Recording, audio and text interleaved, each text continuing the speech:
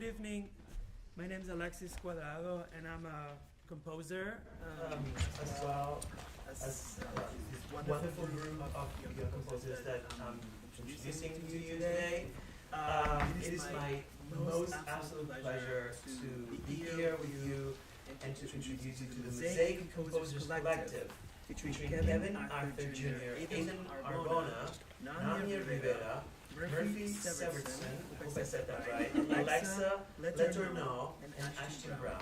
They're a gathering of composers in pursuit of an intimate yet fearless sound exploration of humanity's many colorful spheres. Centered in curiosity, the collective strives to create and curate that music, I guess, that challenges the world around them. This event is called presented by Composers Now, which is an organization that empowers all living composers, celebrates the diversity of their voices, and honors the significance of their artistic contributions to the cultural fabric of society. And I think, as my personal note, I would say I'm super excited to be here because it doesn't matter how young or old we are. I think what keeps us alive in this world of music is the curiosity and the excitement of learning from new friends, new people, new colleagues. So without further ado, I'm super happy to present the Mosaic Collective. Thank you.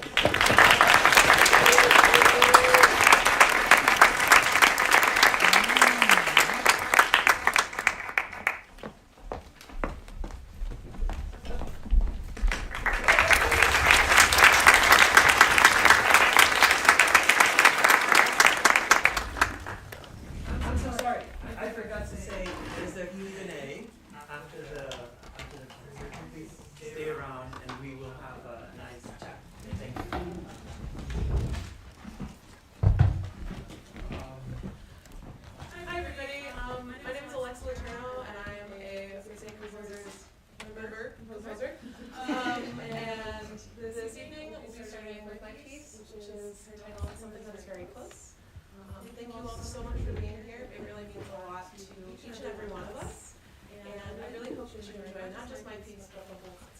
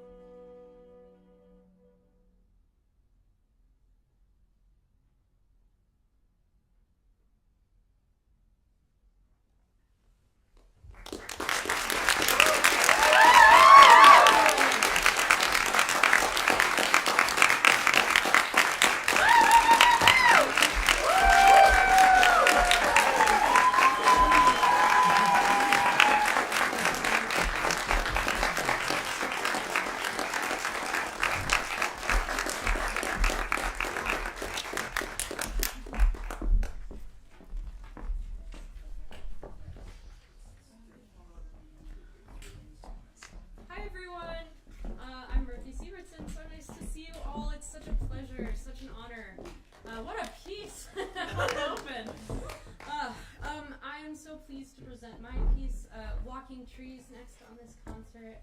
This piece is about mangrove trees, which are native to South Florida, which is where I grew up. And they have like a near and dear place in my heart. So please enjoy. Thank you so much.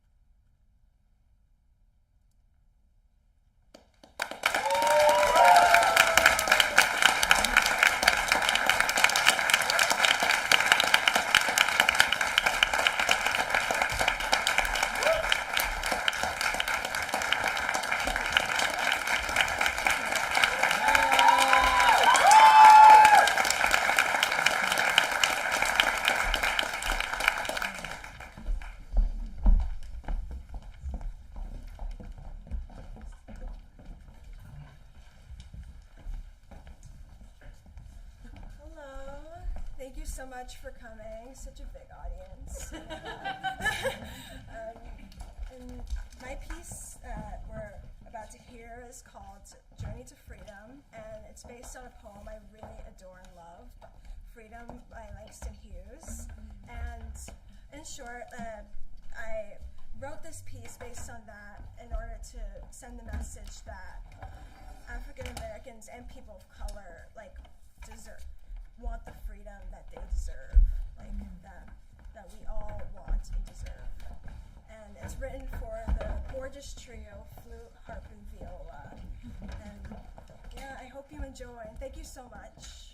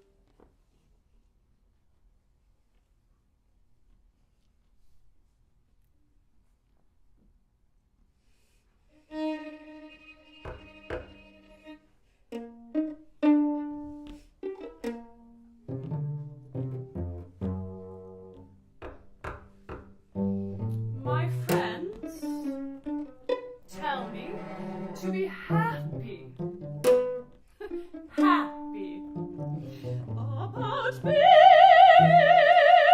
a woman.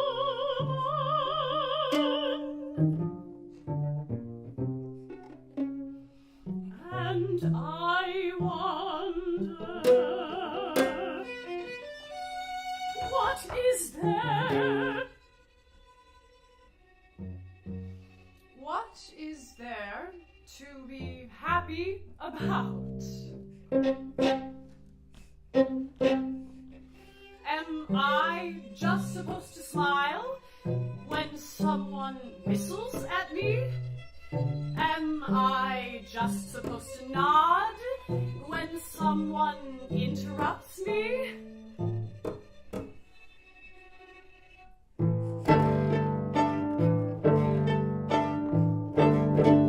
I cannot do that. I cannot be happy when the entire world around me has decided that I am inherently small. I cannot do that. I cannot do that.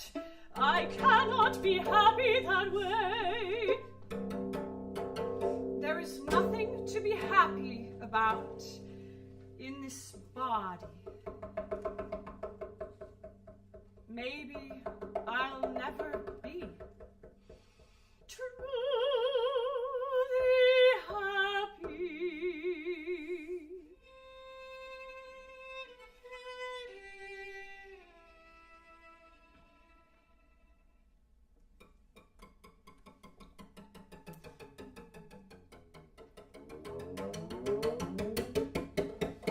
Until this body is given the same respect as the body of any man.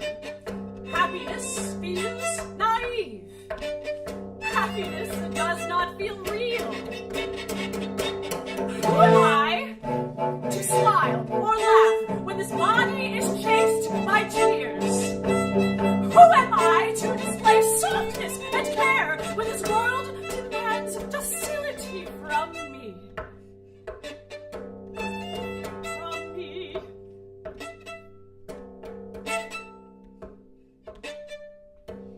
From me.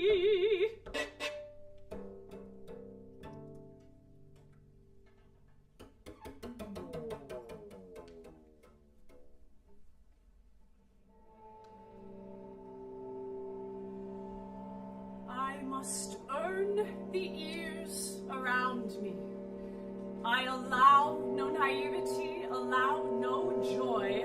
I must only work. I work to make up for the sea. Imagining. Demanding that is done to my body without my consent.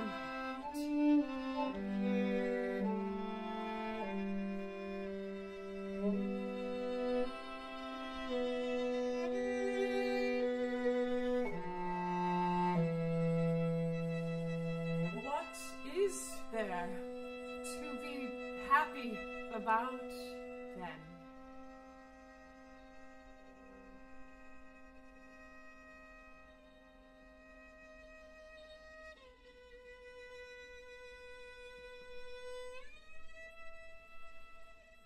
What is there?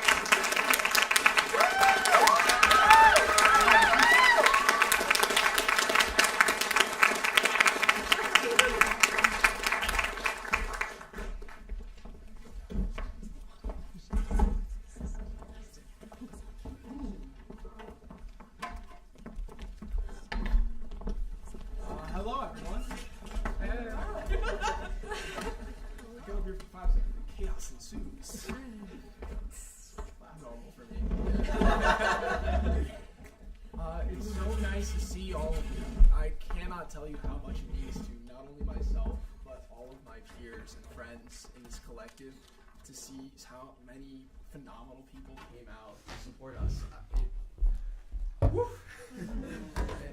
Truly, it means the world.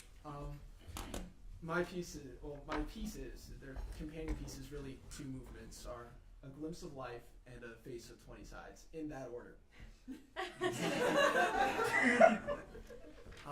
And, A Glimpse of Life is a retrospective of my past as a musician, and A Face of 20 Sides is a contemplation of the future. I hope that you enjoy the journey that you're about to embark on with me. So, here it is.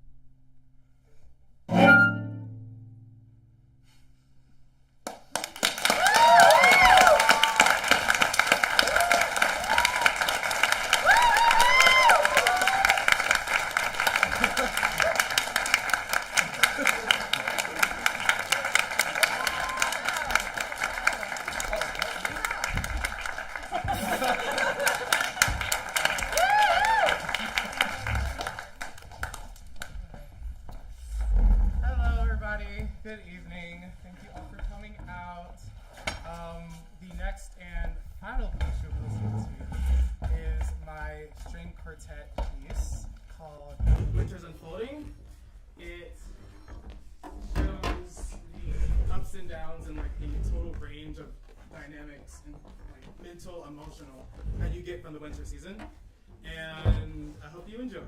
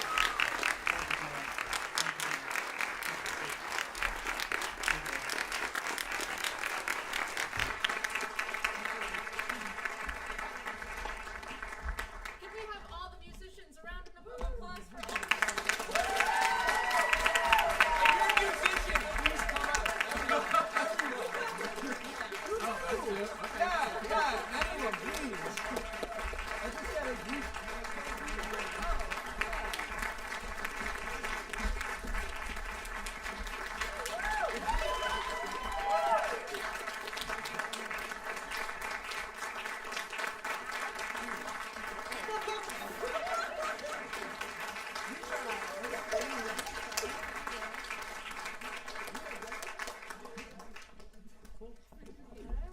now we're going to start the talk track / Q&A.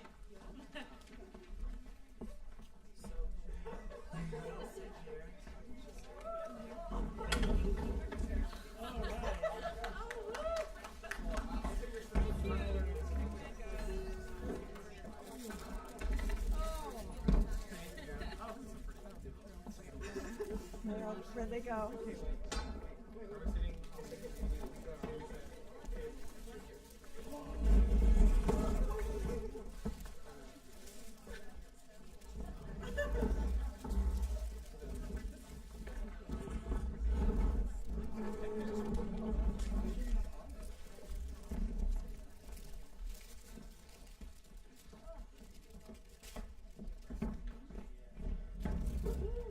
So,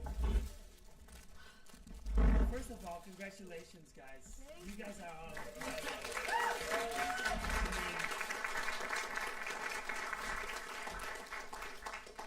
My mind is blown. You know, when I see your birthdays, it's like, oh my God, where did they come from? You know?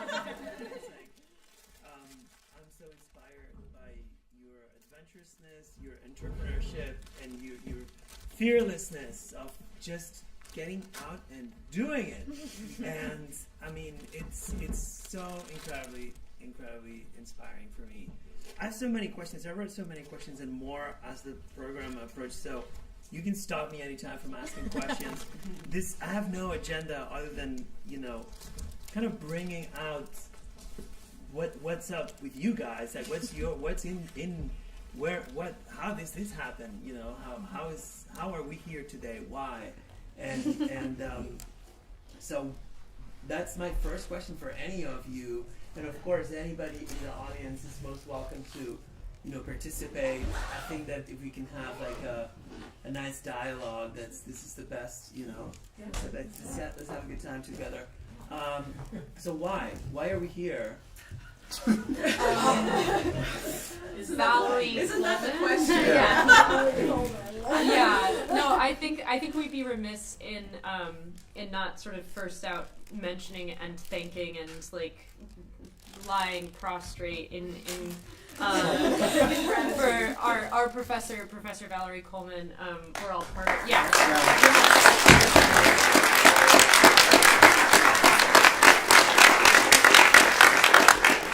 She's I mean, she drove us here. Like, you know, she was, we're the car, she's the gas, you know. Absolutely, just everything that has culminated in tonight is directly because of her. Right. Yeah. Yeah. Oh, culminated. But yeah. Right. But at the same time, sorry, I didn't mean to interrupt you. Or you're gonna write a piece about me then?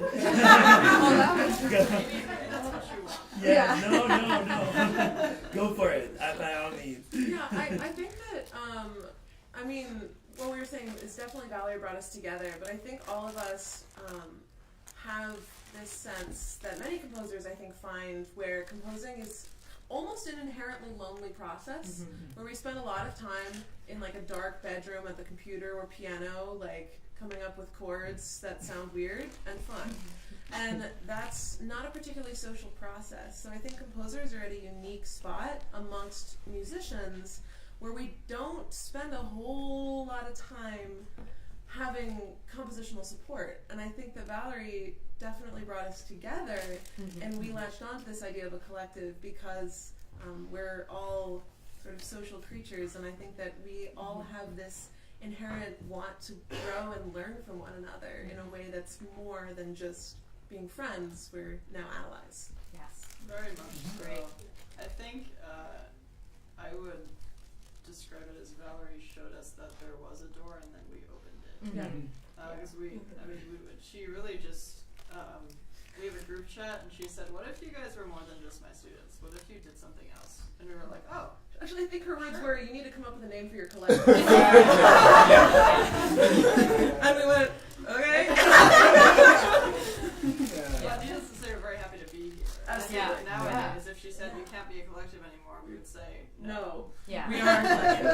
And we put in the work. Yeah, collectively.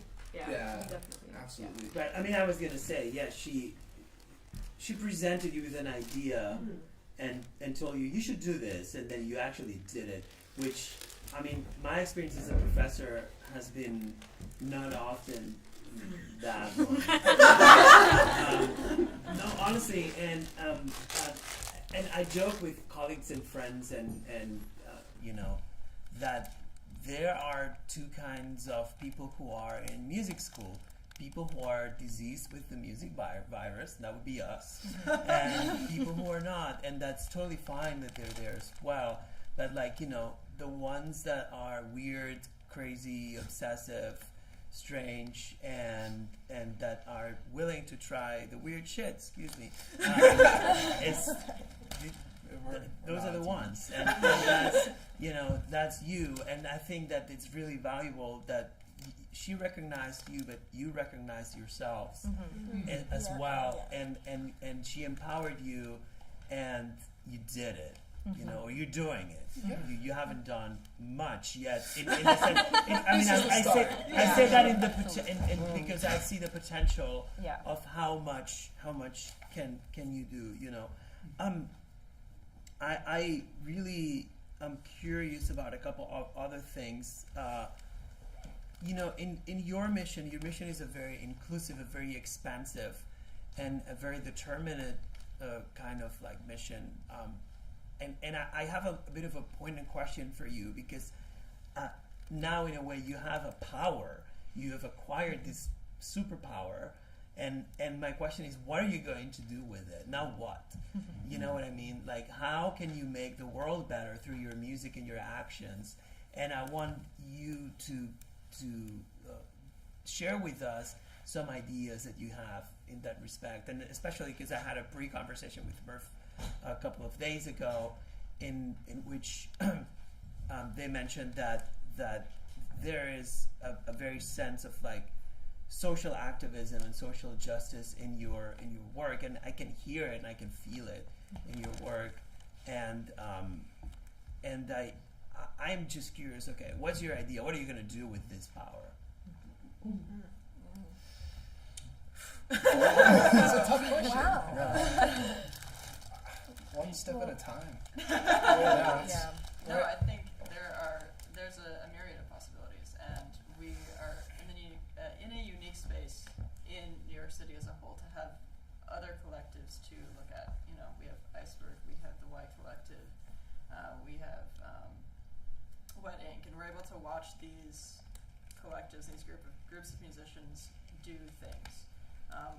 Whether that's working with one another, working with artists outside of music, working with just a whole range of artists. The idea that music does not just have to be music, and concerts don't just have to be concerts, I think is very central to how all of us see the work that we create. Absolutely. We want to work with artists of all types, all walks of life, all interests, because we want to make our sounds available to as wide of an audience as possible. You know, not just the people that want to listen to weird shit.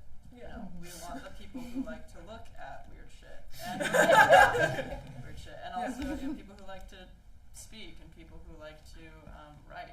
All of that, you know, is a part of how we create, and we want for it to be part of the way that we perform as well. I think we're also uniquely poised with the range of members that we already have.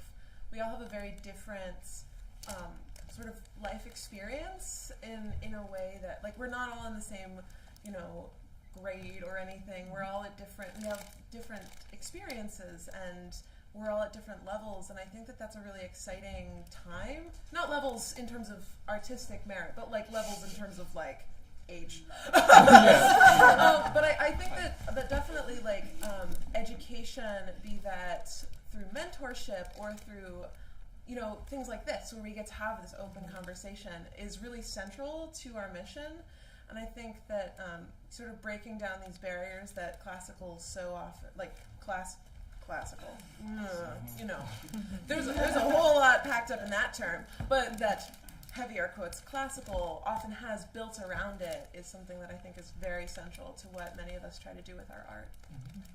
I feel like it is the condition for artists to be, in a sense, isolationist because they're afraid of people rejecting them and not viewing their art in a way that they would like, and in turn not viewing them in a way that they want to be seen as. We are not afraid. We are not. No, our mission.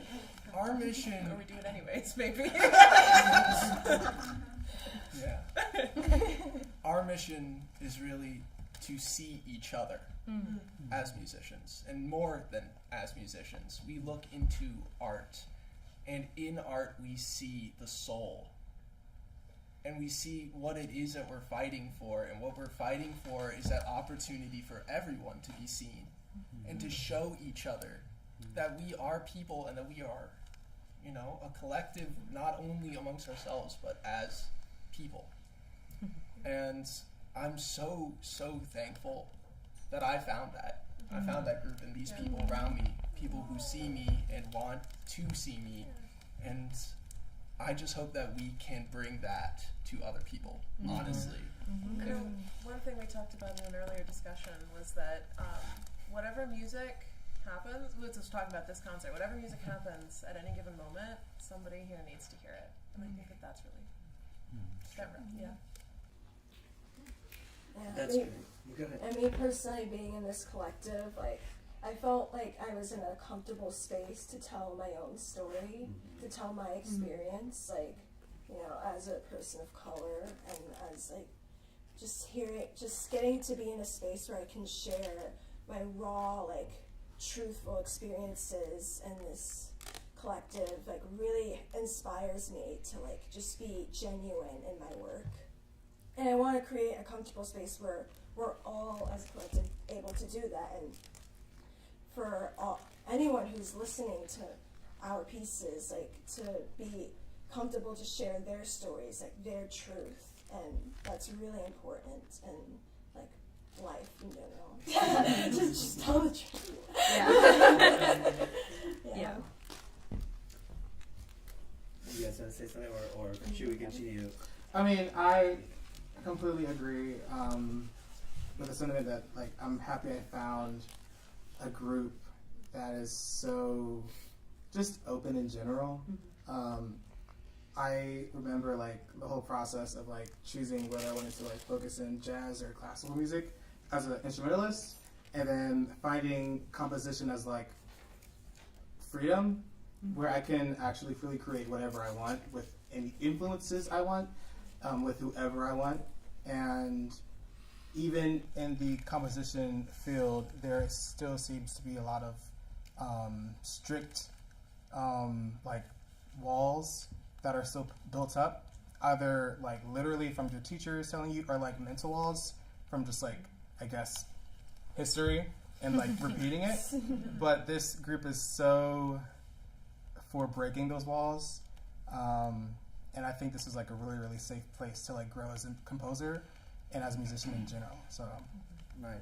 I mean, I can tell you what I see because I come completely from a blank perspective, right?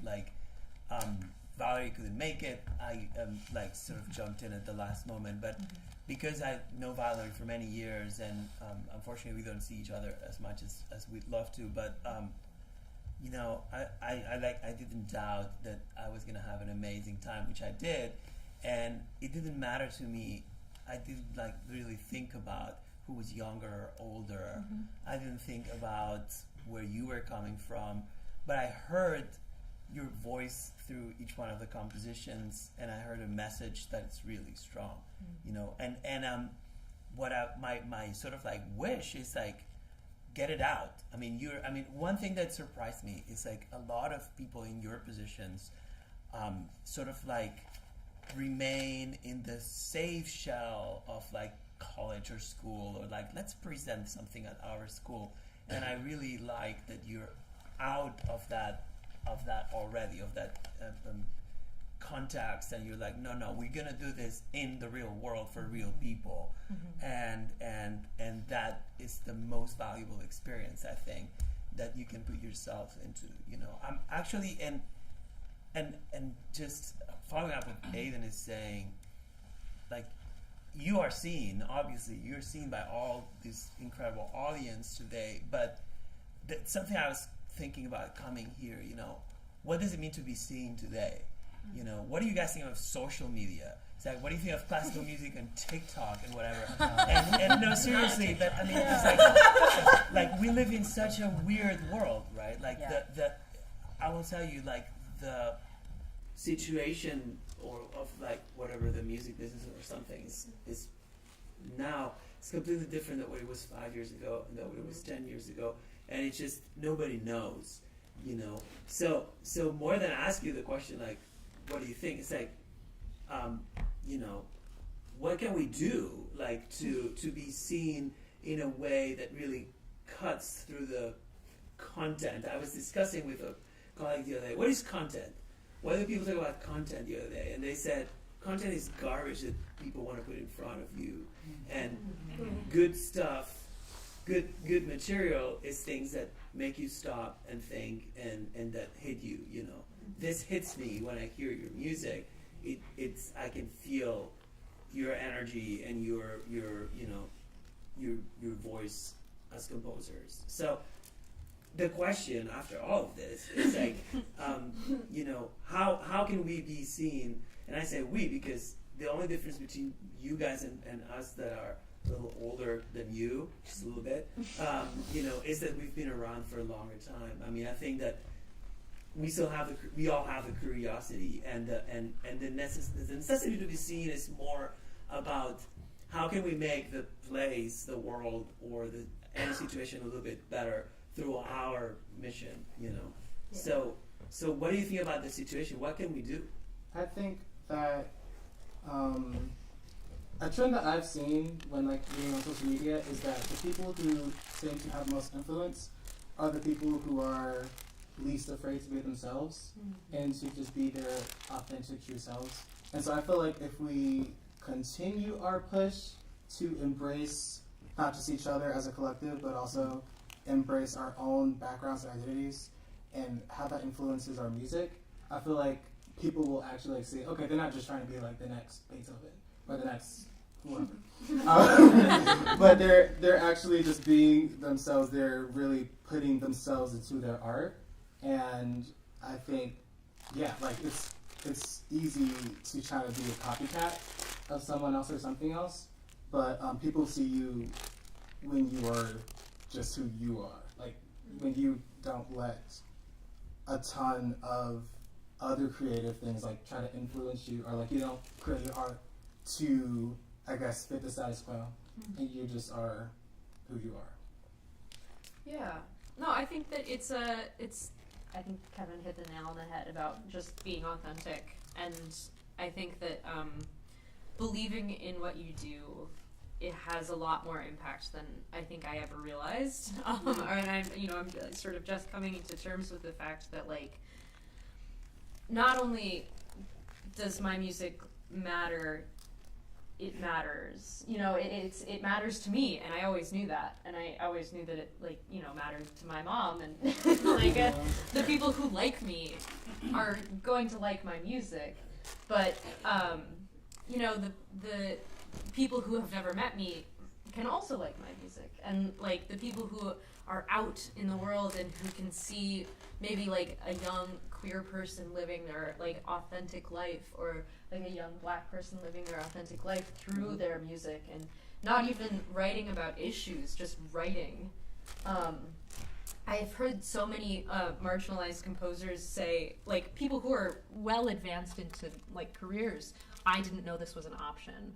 And I want us to be the next generation of people who are showing people that it is an option. Not only is it an option, it's a good option. It's a place where we can thrive, and a place where where our voices deserve to be heard, and our voices should be heard, and like it's fun, you know? It's great. It's so exciting to create. Right. Yeah.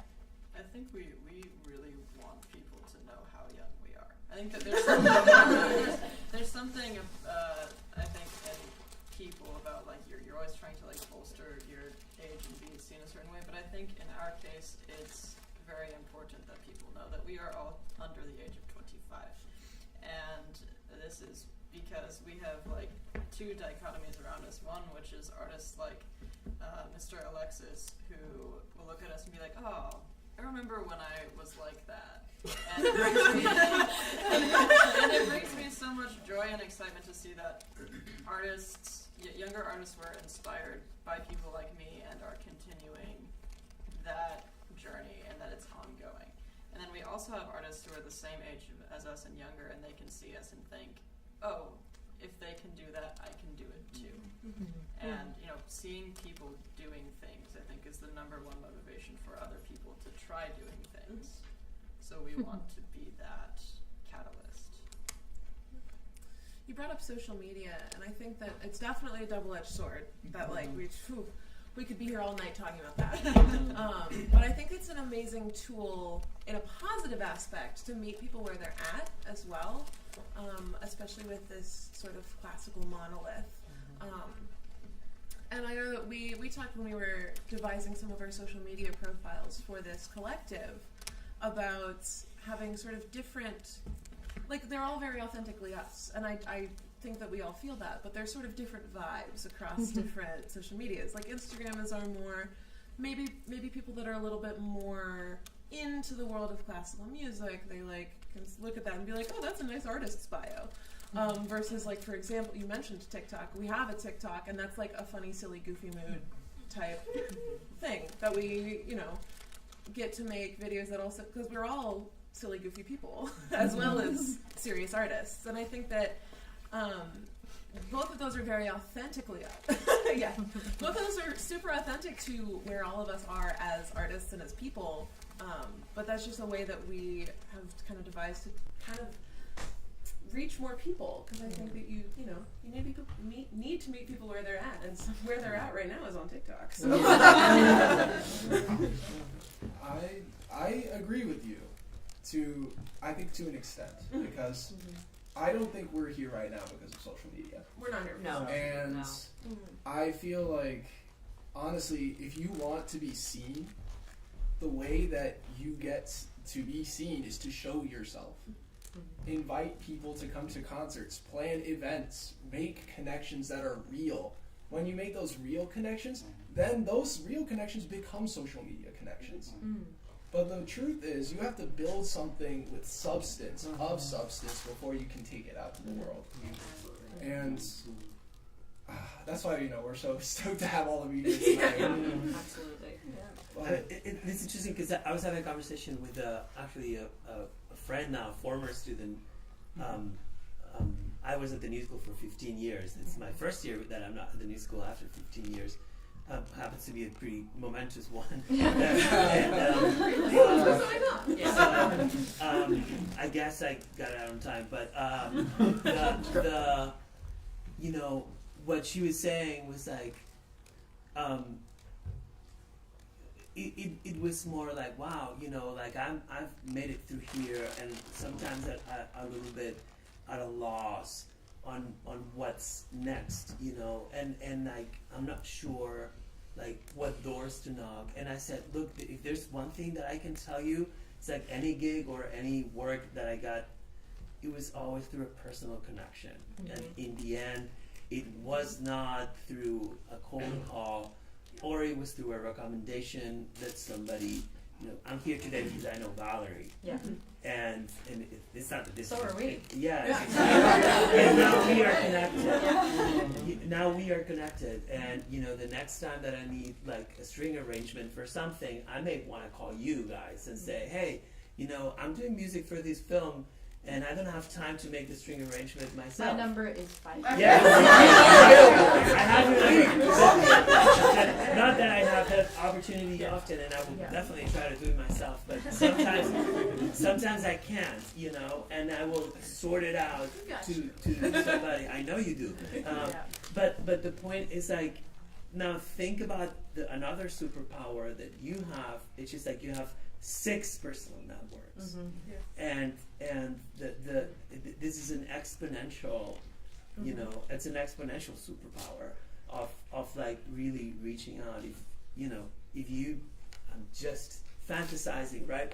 If you go and reach out to each one of your hometowns and, set up like a concert, a community workshop, and a fundraiser for a local nonprofit, boom, there's the first Mosaic tour right there.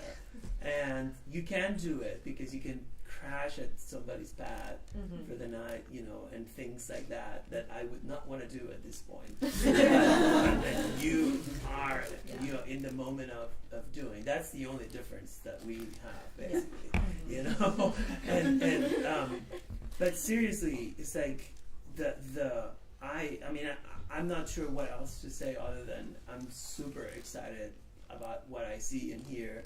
I see you, I hear you, I love your music, I love you guys. You guys are amazing. Thank you so much. So, and if there are any questions from the audience about the compositions or, yep. I've been really curious to ask you guys about how, not to open a wound that was just like almost closed, but how has the strike affected like the creation of the collective? Would that have happened without it? And like, did it influence where you want to go with it? I don't know. I'd be really curious about that. I think it made it easier because we had nothing to do. Except to stress and be a collective. Yeah. We formed the very like the day of the last strike. day. Yeah. So the first day of the strike was our first meeting as a collective. yes. Yeah. And we didn't think we were gonna be in for this long of a haul. Being what, like 25 days. Longest strike in U.S. history. Right. Of adjunct workers. Right, Superlative, baby. That's us.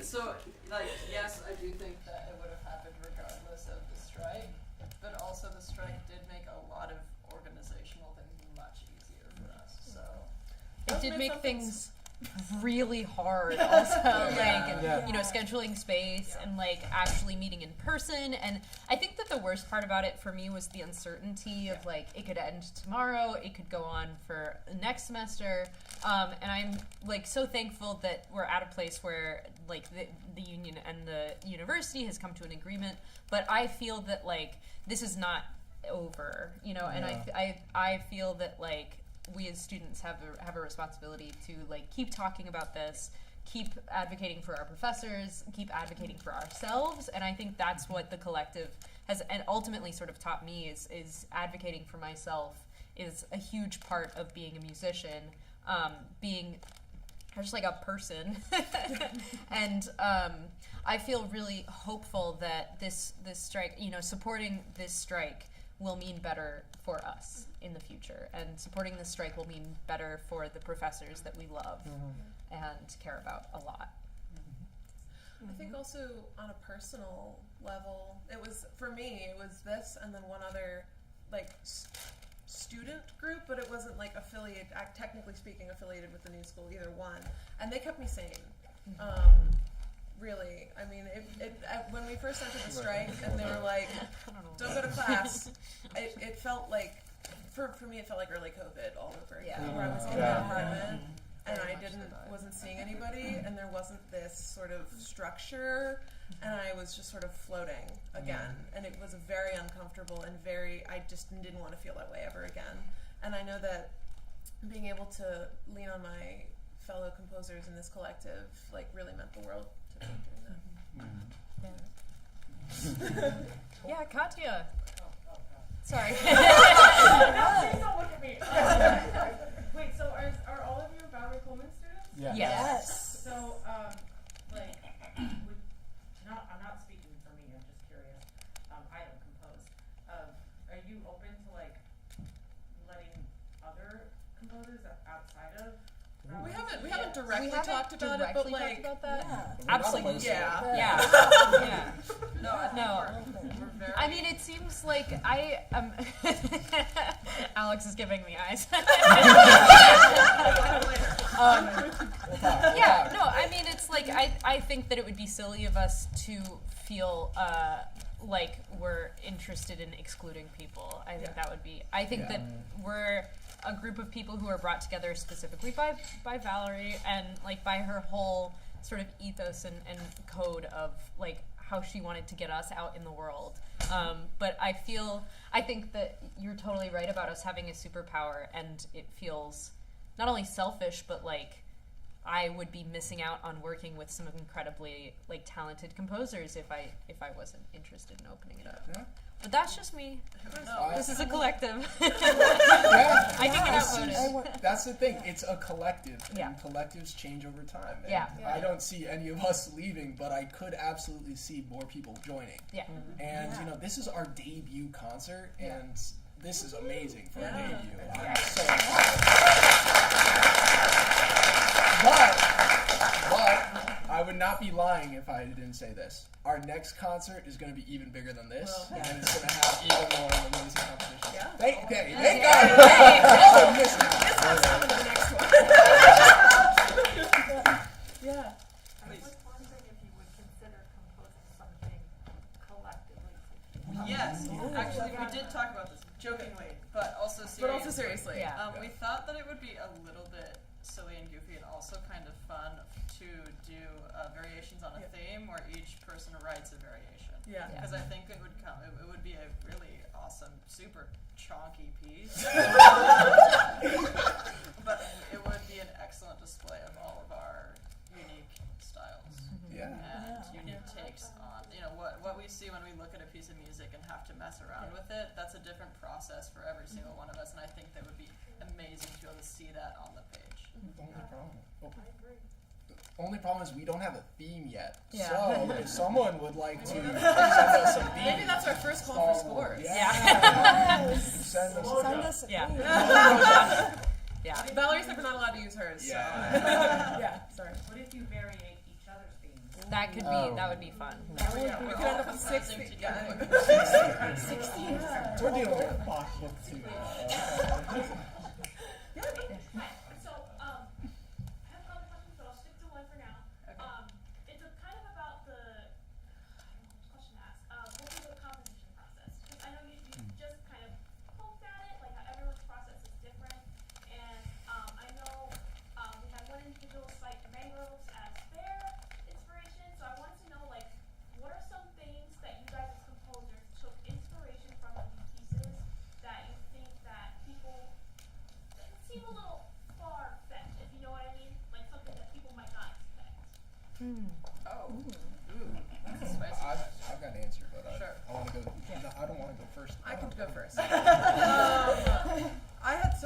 I started out with this idea of just descending minor third, and I picked that because I'm also a singer in addition to being a composer, and for me it's the hardest, for whatever reason, it's the hardest interval for me to find when I'm singing in a choral setting is a descending minor third. I was like, what if I wrote a piece about it? And then that was the start, and then I took it to a lesson. And my teacher goes, have you ever heard of this obscure Hungarian art piece, or art film about the bleakness of the human condition? And I was like, no. And so I watched it, and I was like, that is bleak. But she had brought it up because basically the whole film score was that theme. And I was like, great, I'm just stealing. Which was obviously not the intent. But then and then I had a really strong reaction to the film in that I didn't like it at all. But I wanted to kind of take that story, which is it's called The Turin Horse. It's like this, it's just extremely bleak. It's like a post-apocalyptic. We're doing the same thing every day until we die. Like half the film. I don't know. And I wanted to take that and offer a different perspective on the same kind of like life force. So minor third was hard to sing, and then it turned into Hungarian art films. I think mine, the text of my piece that Sydney's saying is mine. I wrote it myself, and you can't steal it or I'll sue you. I was trying to, I hadn't written music for about a year and a half before I wrote this piece. I could complete nothing at all. My previous teacher was very upset with me for a year. And I was like, I have to finish something, or else what am I doing? I can't call myself a composer if I don't compose. Yeah, you can. You can. Yeah, you can. But I'm too proud to, so I won't.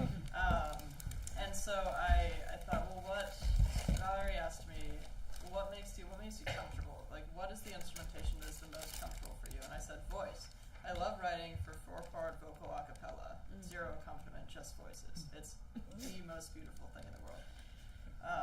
And she said, great, do that, but they can't all be voices. And so I picked my other two comfortable things, which are strings. Cello, which I play, and violin, which I don't play, but my roommate is a violinist, so I can bother her whenever I want.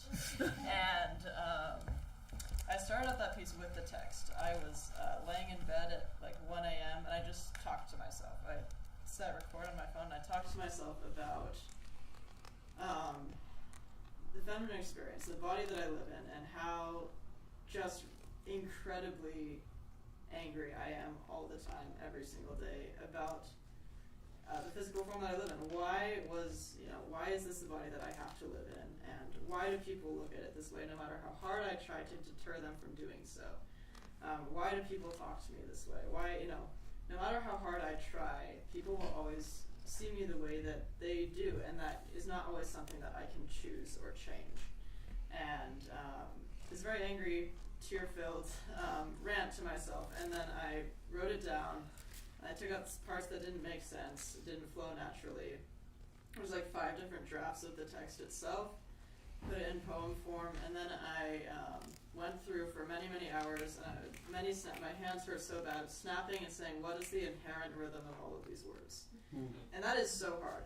Word rhythms are so goddamn complex. You have no idea. Everyone should try it though. And so, because I wanted the text to be spoken, there's something that when words are sung, we tend to lose them, which is great. Singing is beautiful, but I really wanted for the audience to know exactly what the words are the entire time. I don't want them to ever have to question what the singer is saying. And so I said, what if the singer didn't sing?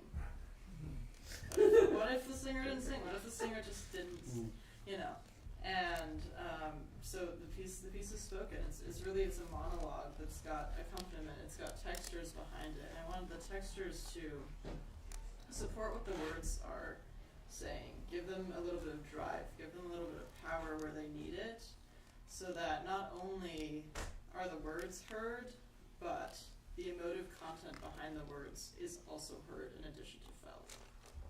So, cry a little bit and talk to yourself. That's how I write. For my piece, I as I spoke to about earlier, I was inspired by Langston Hughes because he's one of my favorite poets of all time, and I just love poetry, and I love how he really confronted the issue of freedom for African Americans and told the audience straight up I don't want my freedom in the future, tomorrow, I want it today, now, we want just like anyone, you want your freedom now, right? So I was really inspired by that and wanted to create kind of a hopeful piece in order to create the sense that all African Americans and people of color should have their freedom that we deserve. And so I played around with this motif because for flute, harp, viola, I love that trio so much. I love the Debussy flute harp viola trio. I listen to it constantly every day. It's embarrassing. But yeah, and so I played around with this motif, and I was also inspired by William Grant Still, and I showed it to Valerie, and she's like, "Oh, have you heard of William Grant Still's Ananga?" And I was like, "I don't think so." She was like, "What?" So that. So the minute I heard that piece, I was like, "Oh my God, the harp can do so much, and it can have such a soulful, powerful quality." And so I wanted to really show that in my piece, and I was really glad to have it heard by Chelsea Lane, and beautiful out there, and just hearing how these melodies all come together, it was creates a very soulful and just powerful message for me. Well, I said I'd answer. I guess I gotta give one. I kind of struggled because I was gonna make a joke, but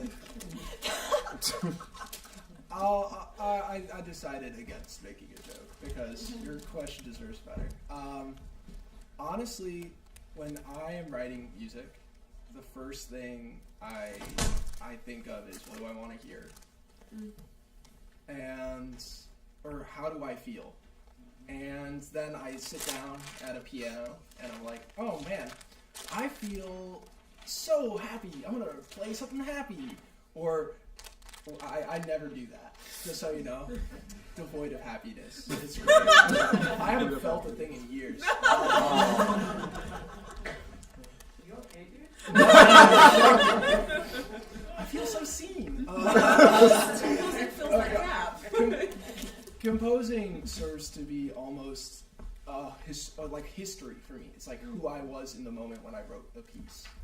And when I sat down and wrote A Glimpse of Life, I was anxious, but also I was in manic mode. I was like, I'm gonna do this, it's gonna be awesome, and it's gonna be triumphant, and I will emerge triumphant. And I think it comes through. But when I sat down at the piano and played A Face with 20 Sides, the only thing I could really think about was just this anxiety of disappointing myself, of being rejected by the people who I love, and knowing that even though these are just thoughts and they shouldn't really mean anything, your mind makes everything seem so much more real than it is.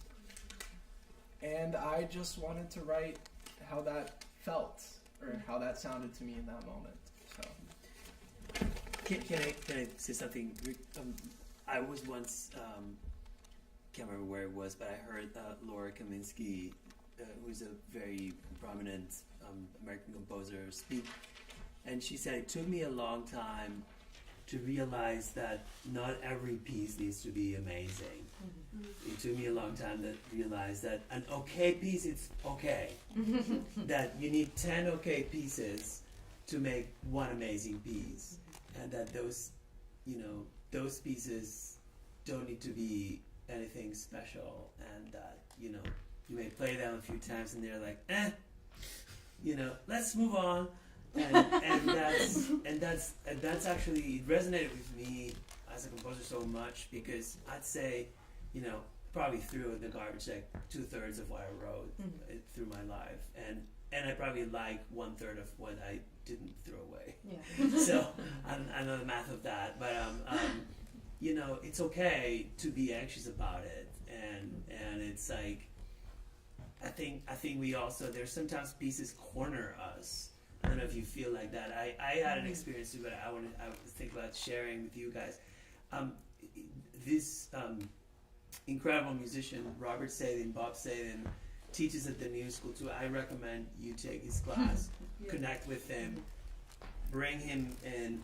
It's like one of the moments that was a breakthrough for me in my life as a composer was just hanging out with Bob, and he was listening to a string quintet that I wrote, and he said, "This is so cool, it's great, amazing, blah blah blah, but here, bar 300 and something, here's when you just didn't know what else to do, and then you just push through and try to finish. It's like, oh my God, how did you read my mind? You know what I mean?"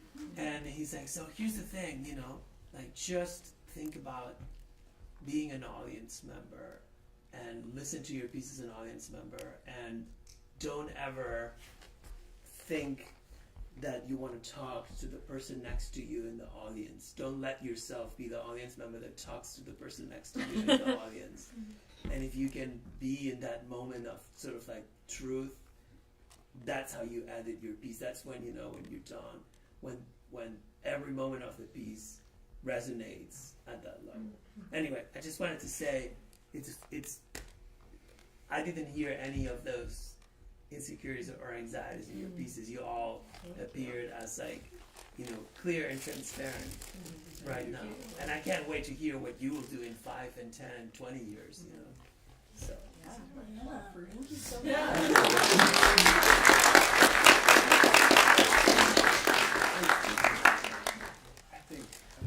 Can we have 2 quick, clear? Well, I was gonna say, you can find find me out there getting some snacks and ask me more questions. Yeah. But I don't want to say that for Kevin as well. So, like, sorry. I'll never see Kevin again. I don't know what to say. I think the question was where you find inspiration. So I am still on my journey to figure out where I truly find inspiration, because I've really only been a serious composer for like maybe almost 2 years now. Mm-hmm. I've always written music, but like not like taking it seriously. And a large number of my pieces have been, it's funny, I was talking to Aidan about this actually a few days ago, have been in more of an academic setting, if that makes sense. So like, I've been asked about this, you know? But still discovering where the inspiration comes from to just write a piece for myself, write it for me, you know? When I was writing my quartet piece, it was actually originally supposed to be a practice of 4-part writing. So I was like, okay, what better instrumentation than like a string quartet? And so I also had influence from a previous piece that I wrote, and it kind of just became its own thing. And I usually get inspired by just what I feel, which is like not a very clear answer, but just like if I feel it and if I feel like it's good, I'm gonna write it down, and I hope that people can feel the same way. But overall inspiration as like an actual like composer, and finding inspiration as like Kevin Arthur Jr., I'm still kind of figuring that out. You know, I think there's power to that honesty. Yeah.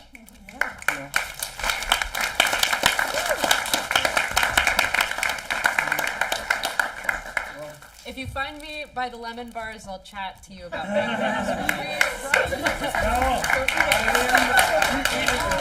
so much. Thank you.